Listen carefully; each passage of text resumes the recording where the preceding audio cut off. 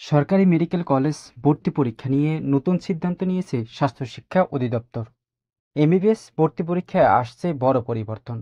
অর্থাৎ আগামী বছর থেকে ভর্তি পরীক্ষায় যেসব পদ্ধতি এবং নতুন সিদ্ধান্ত, নম্বর বন্টন, নম্বর বিভাজন এবং কোন পদ্ধতিতে পরীক্ষা অনুষ্ঠিত হবে সেই সিদ্ধান্ত নিয়েছে স্বাস্থ্য শিক্ষা অধিদপ্তর।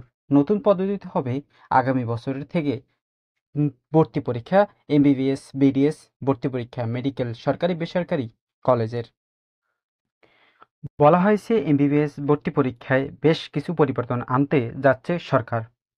আগামী বছর থেকে এমবিবিএস এমসিকিউ এর পাশাপাশি নেওয়া হতে পারে লিখিত পরীক্ষা। অর্থাৎ এবছর তো তোমরা এমসিকিউ পরীক্ষা দিয়েছো, আগামী বছর থেকে লিখিত পরীক্ষা নিতে পারে বলে জানিয়েছেন স্বাস্থ্য শিক্ষা অধিদপ্তর অর্থাৎ সরকার। চূড়ান্তভাবে উত্তীর্ণ হওয়ার আগে থাকবে মূল্যায়ন আরও কিছু চাপ। অর্থাৎ চূড়ান্তভাবে ফলাফল দেওয়ার আগে আরও কিছু মূল্যায়ন তোমাদের দিতে হবে পরীক্ষা বা অন্যান্য উত্তীর্ণ হওয়ার জন্য। দক্ষ মানবিক চিকিৎসক তৈরি করতে পরীক্ষা পদ্ধতি সংস্কার আনা হচ্ছে বলে জানিয়েছেন স্বাস্থ্য শিক্ষা অধিদপ্তর। অর্থাৎ দক্ষ চিকিৎসক বা পরিপূর্ণ চিকিৎসক বানাতে পদ্ধতি অনুসরণ করছেন স্বাস্থ্য শিক্ষা অধিদপ্তর।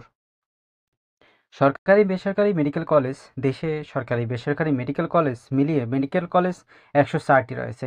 অর্থাৎ বাংলাদেশে সরকারি মেডিকেল কলেজ 104টি রয়েছে। প্রতি বছর 11,000-এর বেশি শিক্ষার্থী চিকিৎসা বিদ্যায় পড়ার সুযোগ পান। অর্থাৎ প্রতি বছর 11,000-এর আসন সংখ্যা থাকে সরকারি মেডিকেল কলেজ বিডিএস এমবিবিএস ভর্তি পরীক্ষায়, অর্থাৎ আসন সংখ্যা। এজন্য 100 নম্বরে এমসিকিউ পরীক্ষা দিতে হয় শিক্ষার্থীদের। প্রশ্ন উঠেছে, উপযুক্ত প্রার্থী যাচাই এই পদ্ধতি কি যথেষ্ট? অর্থাৎ তোমরা যে এমসিকিউ পরীক্ষা দিয়েছো সেই পরীক্ষা তোমাদের 100 নম্বরের হয় এমসিকিউ, সেই অনুযায়ী তোমাদের যাচাই বাছাই কি ঠিক হচ্ছে নাকি হয় না, না মান পর্যন্ত হয় কি হয় না, সেই সকল তথ্য এবং স্বাস্থ্য শিক্ষা অধিদপ্তর যাচাই বাছাই করবে। এবং যাচাই বাছাই করার জন্য আগামী বছর থেকে লিখিত পরীক্ষা বা অন্যান্য মূল্যায়নও নিতে পারে সরকারি বেসরকারি মেডিকেল কলেজ ভর্তি পরীক্ষায়।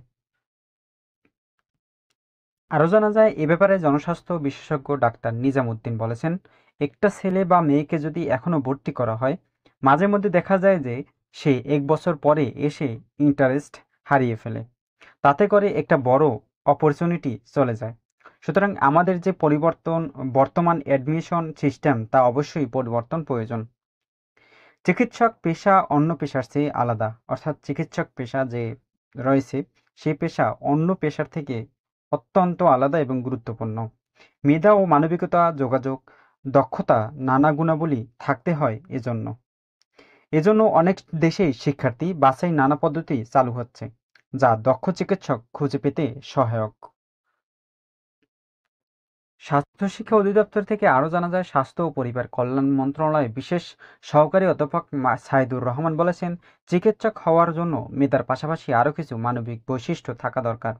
আমাদের পরীক্ষা পদ্ধতি কিছু বিষয়ের উপর তার কিছু জ্ঞান বা দক্ষতা মাপতে পারে, তবে মানবিক বৈশিষ্ট্য সম্পন্ন মানুষদের আলাপ করতে অনেক দেশই কিছু পদ্ধতি অবলম্বন করা হয় যা আমাদের নেই।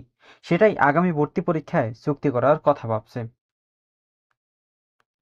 আরও বলা হয়েছে, সুবিধা না বাড়েই গত বছর মেডিকেলে আসন 1,030টি বাড়ানো হয়েছে।